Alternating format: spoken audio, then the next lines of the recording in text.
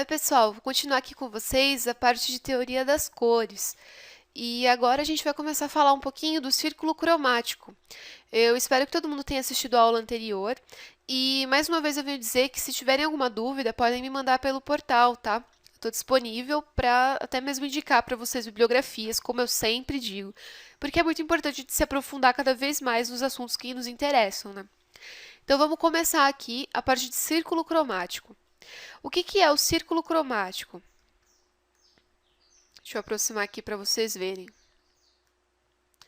O círculo cromático é o método de representar o espectro visível, agrupando as cores na sequência da frequência espectral. O seu gráfico é conhecido como círculo cromático. Então, o que é isso? As cores elas são agrupadas de modo a formar um gráfico. Todas elas. E esse gráfico ele mostra as tonalidades passando de uma para outra entre as cores primárias. Então, a gente tem aqui, por exemplo, o azul passando para o amarelo, passando para o vermelho e voltando nele. E nisso, a gente tem, onde essas cores primárias se encontram, a gente tem as diferentes tonalidades que são formadas por elas. E esse gráfico aqui é o círculo cromático. A gente conhecer o círculo cromático é legal porque a partir dele a gente consegue formar paletas de cores, consegue encontrar cores que se tornam mais harmônicas umas com as outras. E eu vou passar isso para vocês agora. Então vamos lá. Quais que são os esquemas de cores que a gente consegue através da rotação do círculo cromático? Então vamos ver. Esquema complementar, ele relaciona cores diretamente opostas. Como que ele funciona? Vou aproximar aqui o círculo para vocês verem. Você tem uma cor aqui, nessa parte aqui, tá vendo? Essa cor é diretamente oposta a esta cor aqui. Este azul é diretamente oposto a este laranja. E o que vai acontecer? Quando a gente misturar essas duas cores, ou a gente usar essas duas cores em projetos, a gente vai ter bastante contraste. Por isso que muitos trabalhos que a gente vê por aí misturam azul com laranja, porque elas são duas cores opostas e que trazem um contraste harmonioso.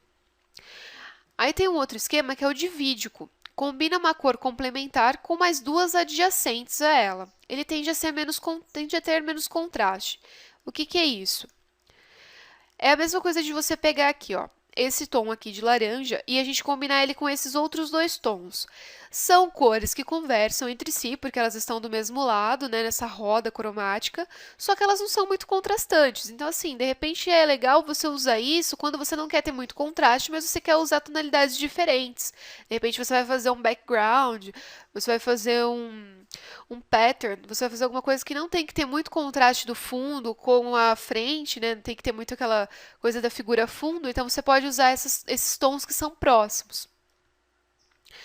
O esquema triádico combina três cores equidistantes. Triangulação. Ele tende a ser mais versátil. Como que ele funciona? Vocês pegam essa roda aqui das cores e vocês dividem ela em três. Então, como que funciona? Por exemplo, aqui o laranja, que eu estava continuando.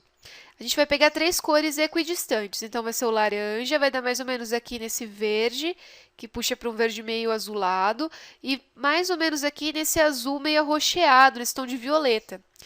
Se vocês usarem essas cores, essas tonalidades, vocês vão ter uma paleta de cores versátil, que vai conversar legal e que vai trazer uma tonalidade harmônica para o seu trabalho.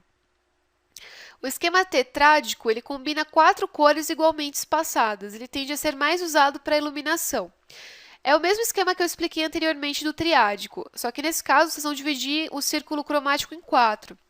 E essas quatro tonalidades, elas podem ser usadas para iluminação. Então, por exemplo, você tem uma tonalidade aqui mais escura e você quer fazer uma iluminação mais clara, e você tem aqui já a tonalidade certa para fazer essa iluminação, e vice-versa.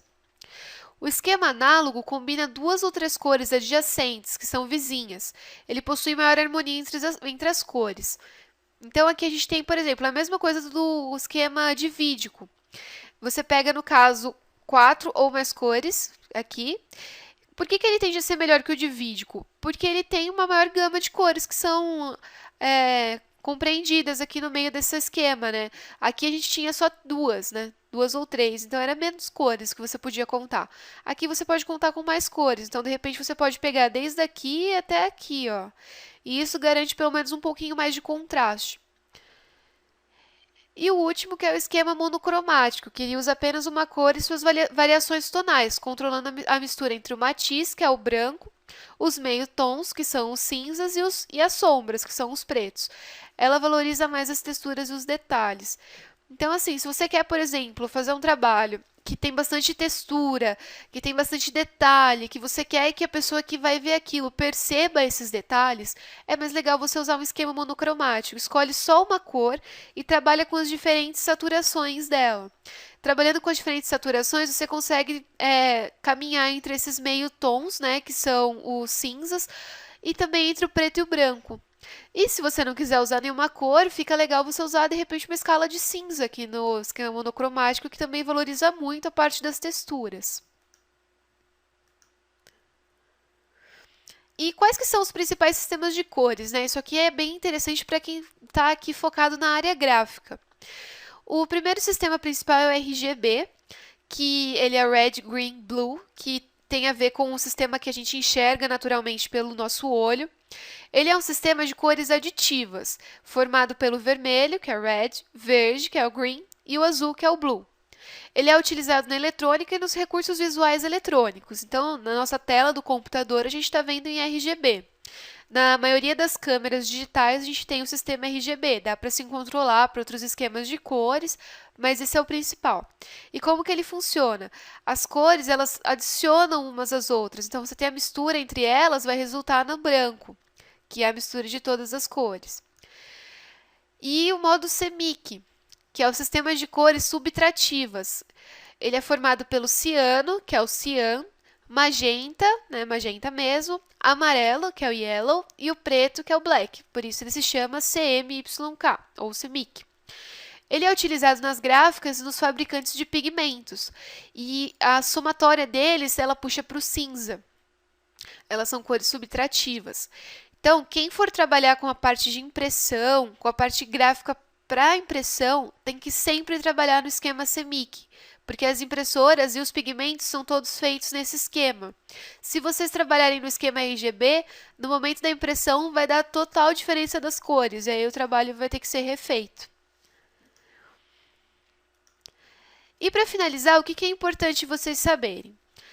Isso tudo que eu passei para vocês foi para mostrar o quê? Que as cores elas podem produzir várias mudanças no nosso comportamento, até mesmo corpóreas. E isso foi deduzido a partir de estudos, né? Foi comprovado a partir de estudos. O que acontece com o nosso corpo? Como que ele reage, né, quando ele vê determinadas cores? Existe o aumento involuntário da respiração e do fluxo sanguíneo, além de influências no estado de espírito, de humor e de saúde. Então, assim, é legal, de repente, vocês procurarem ver. Existem até estudos sobre isso. Algumas pessoas reagem a determinadas cores diferentes de outras. E a partir disso, a gente vê que algumas cores devem ser mais usadas em determinados trabalhos e outras não. Elas também podem provocar mudanças nos nossos comportamentos e atitudes, e podem ser associadas a diversos simbolismos e códigos de expressão artística e de comunicação visual, num processo de caráter universal. Então, assim, em alguns lugares, entra também naquilo que eu já falei para vocês na Gestalt, na semiótica. Alguns locais entendem alguns símbolos diferentes da gente, que está aqui no Brasil. E até mesmo aqui no Brasil, alguns lugares a gente entende umas coisas diferentes de outras pessoas de outros lugares. Por isso que é importante a gente procurar uma comunicação universal, que não venha afetar esses regionalismos, esses entendimentos das pessoas. Bom, pessoal, essa é a parte de teoria das cores. Eu espero que vocês tenham gostado e a gente se vê na próxima aula. Até lá!